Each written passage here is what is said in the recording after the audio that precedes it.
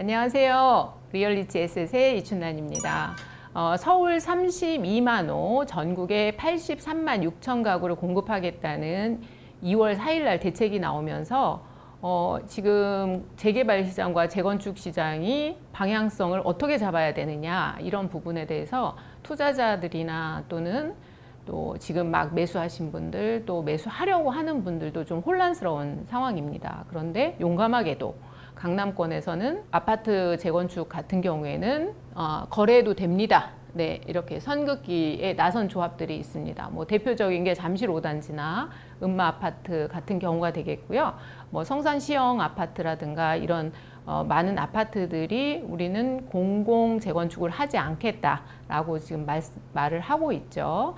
그래서 공공 재건축 재개발을 포함해서 이번에 이사 대책에 2월 4일 대책에 나온 내용들을 한번 살펴보면서 앞으로 집값이 어떻게 될 것이냐까지 연결해서 한번 제 개인적인 의견을 말씀드려보고자 합니다.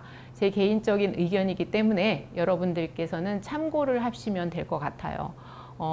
저도 여러 가지 부동산 투자를 공부하고 또 연구하고 또 실제 투자도 하고 있습니다만 항상 뭐 내 말이 옳다라고는 볼 수 없는 것 같아요. 그리고 우리가 투자를 하거나 뭐 내가 실거주 집을 사거나 이랬을 경우에 내가 만족도가 얼마나 높으냐, 나 이곳에 살아서 너무 좋다라고 하면 그게 사실은 투자나 실거주나 다 만족도가 높은 것인데, 만약에 내가 돈을 많이 벌고자 라고 했다면 투자를 정말 수익이 많은 곳에 들어가야 되는 그런 점이 있습니다. 그렇기 때문에 부동산을 매수했을 때의 만족도, 보유했을 때의 만족도는 다 다를 것 같고요. 그리고 정부의 이런 대책이 나와도 해석하는 이야기들이 다 다른 모습이 보일 수 있다는 점 말씀드리겠습니다. 도심 공공주택 복합사업을 도입한다고, 이게 이제 2월 4일 대책에 나온 국토부 자료인데요. 공공주택 특별법을 개정한다고 했고 5년간 11만 7천 호, 경기 인천에는 3만 호, 그리고 지방광역시에는 4만 9천 호, 총 19만 6천 호를 공급하겠다라고 했습니다. 그 중에 지금 역세권, 그 다음에 준공업 지역, 서울의 준공업 지역이 대표적인 것이 영등포, 구로, 그리고 또 도봉구에도 있고요, 성수에도 있는데요. 이런 곳들을 개발을 해서 용적률을 더 높여서 도심에 공공주택을 도입하겠다라고 하고요. 그다음에 저층 주거지를 개발해서 주택을 공급하겠다라는 이런 계획들이 나왔고요. 2025년까지 부지 확보를 할 거고, 지구 지정을 해서 성과를 보아서 연장을 검토하겠다. 사실상 이게 5년 안에 이렇게 많은 주택을 공급할 수 있는 부지를 확보하겠다고 했는데, 역세권 같은 경우에는 지금 우리 서울의 역세권 1호선부터 9호선까지 있는데요. 거기에 지금 역과 역 사이의 거리를 보면 1호선은 871m, 뭐 2호선은 1170m, 3호선은 1144m, 이런 식으로 해서 역과 역 사이가 거의 1km 이내에 있습니다. 그런데 여러분들도 아시다시피 역세권의 땅은 가격이 매우 비쌉니다. 매우 비싸서 더군다나 최근에 꼬마 빌딩 투자 붐이 일어난 이후에 강남권에는 역세권이라고 하면 뭐 기본이 3억, 평당 3억을 육박을 하고요. 그리고 다른 강남 비강남권의 토지들도 지금 대부분 역세권이라 하면 1억대를 다 훌쩍 넘어가고 있는 모습이기 때문에, 이렇게 역세권의 높은 토지 가격으로 인해서 실제 공공주택을 짓기까지는 굉장히 어려움이 많을 것이다라는 생각이 들고요. 이해관계가 아주 복잡합니다. 여러분이라면 역세권의 토지를 공공주택을 지어서 거기 나온 수익률을 나에게 준다면 기꺼이 내놓을 수 있는 사람이 몇 명이나 될까 생각이 들어요. 아무래도 개인이 갖고 있는 토지들은, 대부분 역세권 토지들은 내가 갖고 있다가 자손한테 물려주고 또 물려줘도 그 가치가 바래지지 않는 정말 희소 가치가 높은 것이 서울의 역세권 토지입니다. 그리고 우리가 상업용지, 뭐 준공업용지, 준주거용지 이렇게 용도구역마다 용적률이 다르고 건폐율이 다른데 특히 이렇게 상업용지 개발 같은 경우에 모두 복합 개발은 한다고 했지만 이게 주택이 많이 들어가면 결국에는 업무 지구의 구성이 낮아질 수밖에 없기 때문에 서울이 글로벌 국제 도시로 거듭나기 위해서는 복합적인 개발이 필요하긴 하나 주택이 차지하는 부분이 많을 경우 도시의 경쟁력이 떨어질 수 있다는 것. 그래서 많은 서울 시민들이 상업용지를 개발할 때 업무지구가 더 많이 들어와야 된다. 그래서 국제적인 도시로 거듭나야 된다는 걸 강조하고 있는 것을 볼 때 과연 지금 정부에서 내놓은 역세권 개발이 실현 가능성이 있을지에 대해서는 한번 검토해 봐야 되지 않나 그런 생각이 듭니다. 도심 공공 주택의 복합 사업 절차를 보면요. 사업을 제안하고 아직 이게 이제 진행이 되지 않았죠. 그 다음에 지구 지정을 한다고 되어 있고요. 그 다음에 예정 지구 지정 고시, 그 다음에 사업 추진 의사 타진, 지구 지정 확정 고시. 제가 봤을 때는 사업 제안, 이 지금 1단계에 반향이 굉장히 크게 나올 걸로 보이고 있고요. 여기서 출발해서 다음 단계로 가는데 반발이 굉장히 많이 나올 거라고 생각이 됩니다. 아니 누가 내 땅을 함부로 정부에다가 주면 그 약속이 지켜질까라는 거. 정부가 정말 이 땅을 공공개발하는데 내놓는다면 하고 숫자로 제시할 수 있는 거. 당신한테 주는 이익이 얼마입니다. 라고 줄 수 있는 것과 이 토지를 소유하고 있는 소유주들의 기대 수익률하고 얼마나 맞을까 이런 생각이 듭니다. 그래서 결국에는 이렇게 도심 공공 역세권 개발이 쉽지는 않을 거라는 생각이 들고요.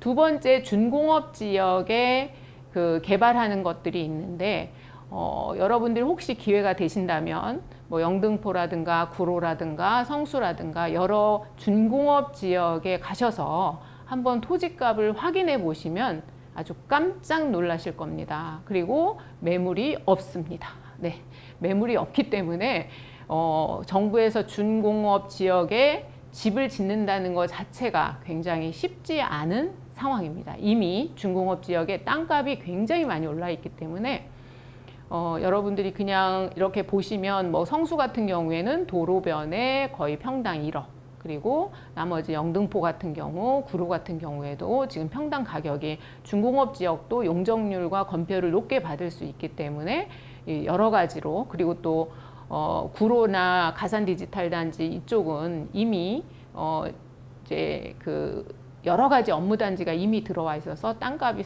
상당히 올라가 있어서 거기서 주택 공급을 위한 개발을 한다는 것 자체가 저희가 들었을 때 가능할까라는 생각이 듭니다. 그리고 지금 이것 때문에 또 굉장히 말이 많은데요. 공공 직접 시행 정비 사업을 도입하겠다라고 했습니다. 여기에서 총 13만 6천 가구를 공급하겠다라고 했고요. 서울과 인천 지방광역시를 포함해서 5년간 평균 13만 6천 가구를 하겠다고 했어요. 그리고 국토부에서 말한 거는 정비구역 지정에서 이주 소요기간까지 합쳐서 보통 민간 정비 사업인 평균 13년이 걸리는데 공공 직접 시행일 때는 5년 동안에 거쳐서 이거를 압축시키겠다라고 말을 했는데 여러분들 보통 이제 이주 시기 보통 구역 지정이 다 되고요. 예, 구역 지정이 되고 다음 단계가 뭐죠? 추진위원회 설립이 되죠. 예, 추진위원회 설립이 되고 다음에 조합 설립이 되고 다음에 사업 시행인가가 되고 이 이후에 뭐 시공사 선정을 하죠. 그 다음에 평형 신청을 하고 다음에 관리 처분이 나는 이런 단계가 있습니다. 관리 처분이 나고 그 다음에 이주를 하게 되죠. 그렇게 되면 여기 구역 지정하고 조합 설립하는데 아무리 빨려도 2년 그리고 여기서 사업 시행인가 나는데 또 주변에 학교가 있다거나 뭐 여러 가지 요인들이 있으면 그것을 평가하고 또 그 학교와 조율하고 뭐 여러 가지를 할 때 또 시간이 걸리고 또 관리 처분 나는데 시간이 걸려서 이게 평균 10년 이상이 걸리는데 공공이 들어가면 후다닥 패스트 트랙으로 해서 5년에 하겠다라고 얘기하고 있고요. 공공이 진 SH나 LH가 들어가서 하겠다. 그렇지만 주민들과 상의는 하겠다. 제가 봤을 때는 그냥 꿈이지 않나. 꿈으로 생각해야 되는 것이 아닌가. 여기에 지금 주민들이 갖고 있는 자산이 본인들이 평생 모은 유일한 자산인 경우도 있는데 이것을 그냥 맡겨놓고 그냥 정부가 하는 대로 따라서 하겠다라고 하시는 분들은 아마도 찾기 어려울 것 같습니다. 공공 직접 시행 정비사업 절차를 보면 기존 정비구역 지정, 행위 제한을 기적용한다고 했고요. 그 다음에 뭐 사전 컨설팅, 정비 변경 제한, 그리고 변경 신청, 그 다음에 이제 지자체 공공 시행자가 결정이 되면 이렇게 해서 부지 확보를 하고 시공 브랜드 선정. 이게 토지 희망 시공 브랜드를 선정한다고 했는데요. 결국에는 내가 만약에 10평짜리 집을 갖고 있다면 이 10평짜리를 내놓았을 때 나는 얼마를 받을 수 있는지가 사실은 조합원들이 가장 궁금해하는 거고 내가 수익을 얼마나 가져갈 수 있고 지금은 진행 중에 있지만 나도 멋진 뭐 아파트를 가질 수 있는지가 가장 궁금한 거지. 그렇지만 시공 브랜드를 당신들이 선정할 수 있다. LH, SH가 아니고 다른 걸 선정할 수 있다는 게 그렇게 유인책이 될 수는 없다라는 거죠. 결국에는 돈의 문제에 있어서 조합이나 그 조합원들이 사실은 굉장히 민감한 문제이기 때문에 이렇게 쉽게 진행되기는 굉장히 어렵습니다. 이게 우선 입주권이라는 게 있어요. 이 이사 공급 대책의 발표가 날 때 2월 4일 이후에 계약한 자들은 입주권을 주지 않겠다라는 그런 내용이 있었고요. 지금 내용도 좀 복잡합니다. 공공주택 특별법이 있고요. 도시재생법이 있고 도정법이 있습니다. 그래서 개정안을 보면 90제곱미터 이하 과소필지 소유자 제외, 이건 토지 면적을 기준으로 하는 거고요. 2월 4일 이후 부동산 신규 취득세는 제외. 제가 이제 국토부에 연락을 해서 확인을 했더니 사실상 국어사전에서 찾아보면 2월 4일 이후라고 하는 거는 2월 5일부터 사실 해당이 되거든요. 용어상으로는. 그런데 저희가 국토부에 확인했더니 2월 3일까지 계약한 자라고 해석을 하더라고요. 그래서 이런 거에 대해서 혼란도 많을 것 같고요. 그 다음에 지분 쪼개기 등 분할, 분리소유 등 권리 변동 시 제외를 시키겠고 1가구 1주택자로 한정하겠다라고 되어 있습니다. 지금 도시정비법에 의해서 1+1도 지금 나오고 있는데 그렇다면 대지 지분이 큰 뭐 단독을 갖고 있거나 상가주택을 갖고 계신 분들은 이런 조건에 응하지 않을 것이다. 그리고 지금 여러 가지 지금 이제 마찰음이 나고 있는 흑석 2 같은 경우에도 상가주택이나 좀 그런 것들이 많은데 정부가 제시한 용적률이나 이런 것들이 만족이 안 되어서 우리는 검토를 다 재검토해 봐야겠다라고 지금 말하고 있습니다. 그래서 이러한 지금 조건, 디테일하지 않은 이러한 조건을 내걸었을 때 과연 공공주택 특별법이나 아니면 이런 지금 공공의 나의 집을 내놓으실 분들이 많지는 않을 것 같습니다. 이거는 여러분들 이제 이거 굉장히 궁금해 하실 것 같아서 제가 권리산정일은 재개발은 조합 설립이 되면 자연조합원이 됩니다. 그런데 조합원이 됐다고 해서 지금 분양받을 수 있는 자격이 주어진 건 아니에요. 그런데 이번에 공공재개발 후보지 같은 경우에 60곳이 신청을 했었고요. 그리고 지난번에 8곳이 발표가 났습니다. 그 8곳이 발표가 난 곳이 지금 신문로 2에 12구역, 그 다음에 양평 13구역 이렇게 쭉 8곳이 있는데요. 후보지 정비구역 지정일이 이게 권리산정일 기준이에요. 그래서 이 날까지, 이 전날까지 내가 등기가 되어 있어야만 결국엔 입주 자격을 갖는, 분양 자격을 갖는 조합원이 될 수 있다는 거죠. 신문로 2-12구역 같은 경우에는 83년 9월 30일 날 구역 지정이 됐고요. 양평 13구역은 9년 9월 24일, 양평 14구역은 13년 11월 7일, 봉천 13구역은 2009년 12월 24일, 강북 5구역 같은 경우에는 14년 3월 6일에 구역 지정이 됐습니다. 용두 1-6구역 같은 경우는 저희가 국토부 자료를 찾아봤는데 연도만 나와 있고, 저희가 이제 그 동대문구 그 구청에 연락을 드려봤었는데 담당자가 전화를 통화가 안 되는 바람에 여기는 제가 구역 지정일을 못 적었고요. 나머지들은 저희가 직접 다 구청에 확인을 했습니다. 그래서 요거는 다음에 시간 될 때 더 추가적으로 말씀을 드릴게요. 신설 1구역 같은 경우에는 2008년 10월 30일이 정비구역 지정일이기 때문에 이때가 권리산정일이 됩니다. 흑석 2구역 같은 경우에는 2008년 9월 11일이고요. 이거를 자세히 보시면 2008년, 2009년 이때에 구역 지정이 많았을 때인데 이때가 한참 뉴타운이라든가 여러 가지 이야기가 많이 나왔던, 그리고 집값이 많이 올랐었던 그 시기입니다. 그 시기가 지금 거의 10년이 넘었는데도 제대로 진행되지 않았고, 그래서 이번에 공공재개발을 신청했고, 거기에서 이제 후보 지역으로 8곳이 이제 선정이 된 거죠.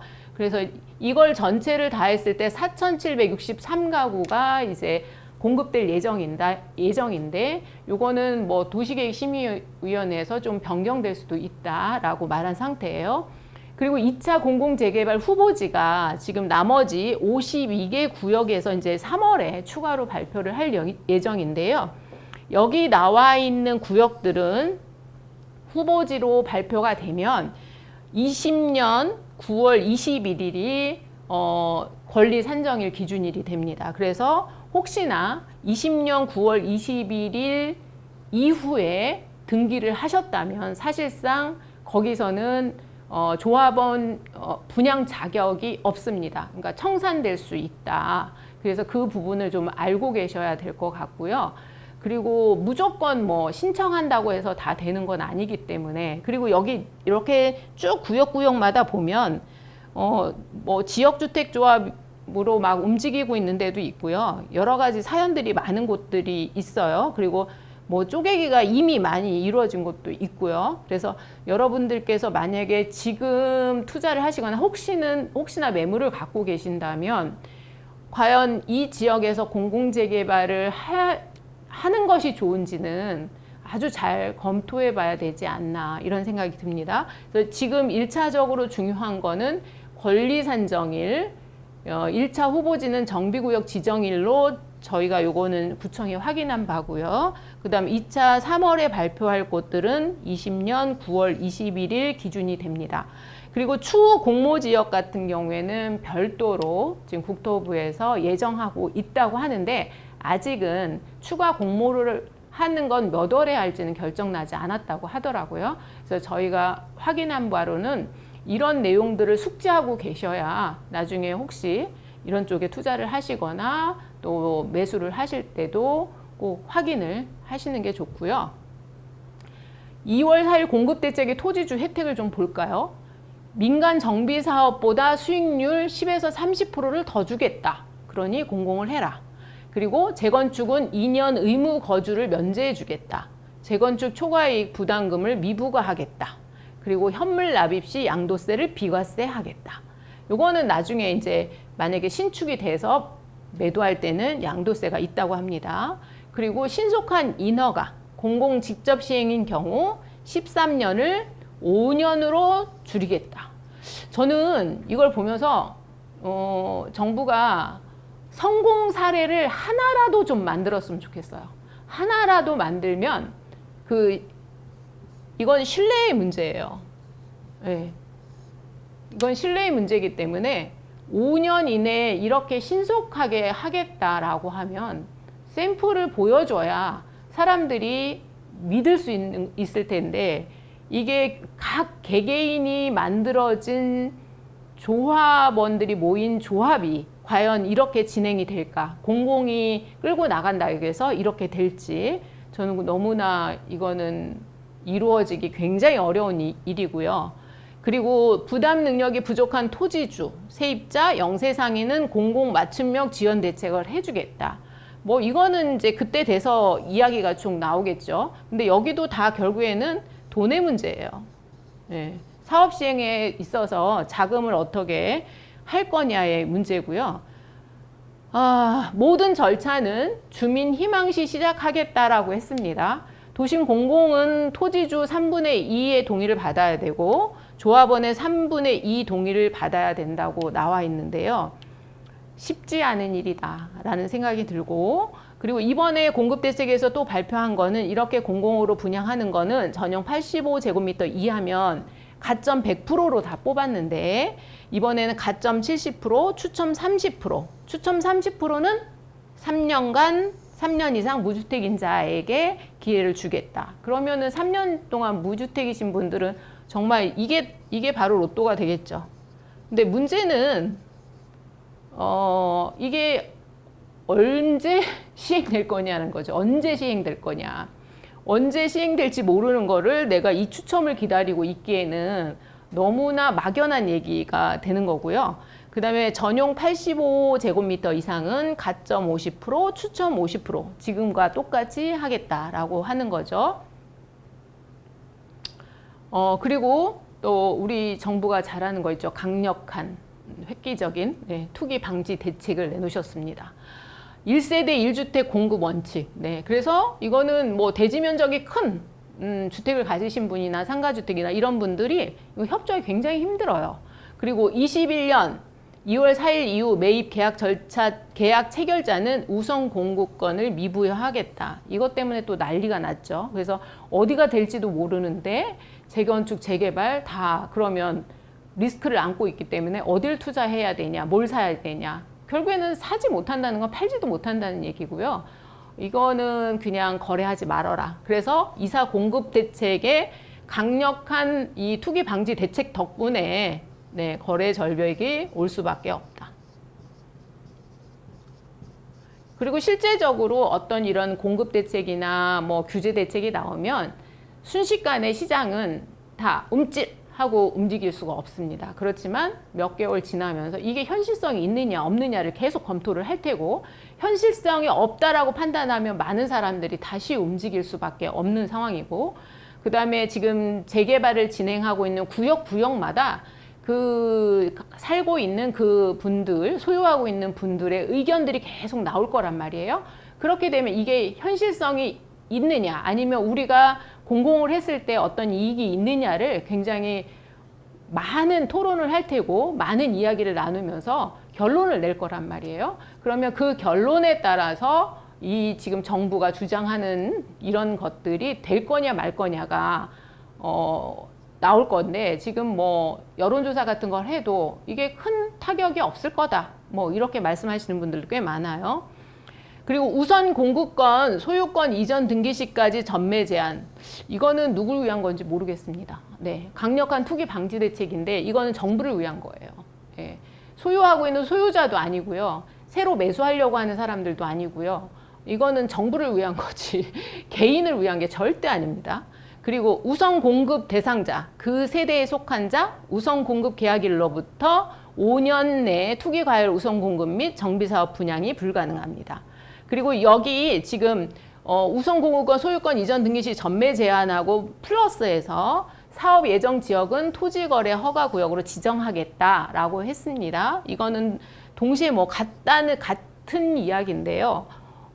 이렇게 되면 그 구역에 갖고 계신 분들이나 또 매도를 해야 되는 여러 가지 사정들이 있는 분들이 그냥 움직이지 못하고 꽁꽁 묶여 있고 개인 사정이 완전히 무시되는 그런 상황이라고 볼 수가 있습니다.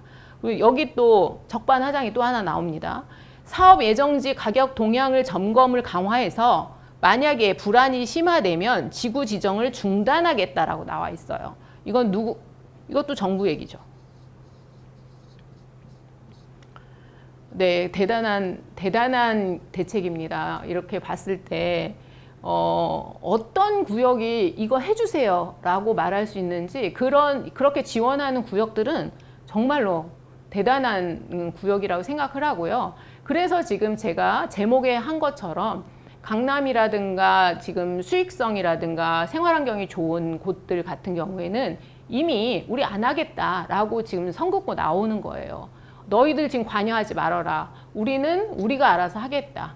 라고 하면서 거래하세요. 우리는 공공 안 들어갑니다. 라고 말하는 이유는 이런 것들을 다 검토해 봤을 때 소유주한테 과연 어떤 이익이 있느냐는 거죠. 그런 이익이 없다는 거죠. 그래서 지금 강남 쪽에서는 그렇게 표현을 하고 있고요. 이거는 논할 가치도 없다. 이렇게 말하고 있는 것도 있습니다.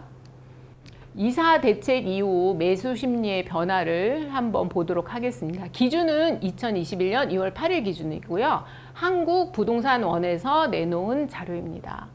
2012년이면은 굉장히 주택시장이 굉장히 어려웠을 상황이었고요. 2012년 7월 이후 최고 수치라고 합니다. 우리가 0에서 200까지 나뉘어지는데 수요와 공급이 거의 비슷하다. 사고 싶은 사람, 팔고 싶은 사람 비슷한 상황일 때 100이라고 보고요. 100을 넘어가게 되면은 매수 심리 같은 게 더 높다. 그래서 살려고 하는 수요자가 많다라고 볼 수가 있는데요. 저희가 전국을 기준으로 봤을 때는 115가 나왔고요. 서울 같은 경우에는 111.9가 나왔습니다. 그리고 20년 8.4 공급대책 직전에 한참 집값이 또 오르고 있을 때 서울 같은 경우 113.1 이후에 최고치, 두 번째로 최고치를 찍었고요. 경기 같은 경우는 대출 규제가 굉장히 서울이 많아지면서 경기권으로 이제 투자 수요가 넘어갔는데 그때 지금 현재 124.9로 경기는 여전히 수요자가 굉장히 많은 상황입니다. 그리고 인천은 110.7, 그리고 광역시 한번 보실게요. 광역시는 부산이 112.4, 대전 116.5, 그다음에 광주가 104.1, 울산 108.4. 그리고 충남 114.1 이렇게 해서 100을 다 지금 넘어가고 있고 전북은 100으로 나와 있네요.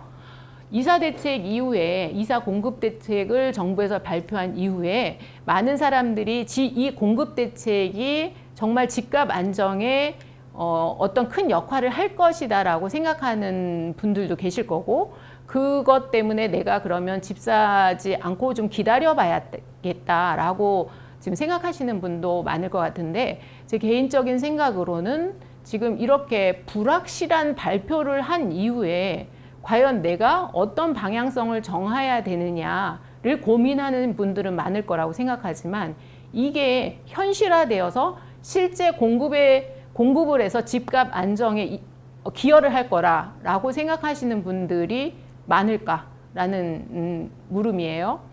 지금 정부가 말한 공급 대책은 상당히 수로 많은 분들이 놀라게 했고요. 그리고 이 공급 대책의 수를 보고 이게 허수가 너무 많구나라는 생각을 들게 해서 또 놀라게 한 것 같습니다. 이사 공급 대책은 지금 하나하나 이제 그 정부에서 공급 택지도 지금 발표를 한다고 했고 여러 가지 해서 사실상 3기 신도시까지 다 하면 집이 넘쳐나는 상황이죠. 공급 대책을 이렇게 발표를 했을 때. 그리고 작년에도 공급 대책이 나왔었고요. 그런데 그것들이 과연 어떻게 진행이 되고 있는가는 저희가 지켜봐야 될 것 같습니다. 일단은 이사 공급 대책은 거래를 하지 말라는 정부의 규제입니다. 그렇기 때문에 이 상황을 잘 살피시면서 여러분들께서 선택을 하셔야 될 것 같고요. 이것이 가능성이 있느냐라고 물어봤을 때 저 개인한테 물어봤다면 이거는 사실상 가능성이 없다라고 말씀드릴 수 있을 것 같습니다. 그렇게 유쾌한 뉴스가 아니어서 저도 말씀드리면서 조금 마음이 편하지는 않는데요. 만약에 집이 없으신 분들은 이런 대책이 나오면 어떻게 해석을 해야 될지 모르겠다라고 말씀하시는 분들도 계실 거예요. 주로 이런 대책 같은 경우에는 정말 실현 가능성이 있느냐라는 부분에 초점을 맞추셔야 될 것 같습니다. 오늘은 이사 공급 대책과 관련돼서 여러분들께서 체크해야 될 상황을 같이 말씀드려봤습니다. 지금까지 리얼리치 에셋의 이춘란이었습니다.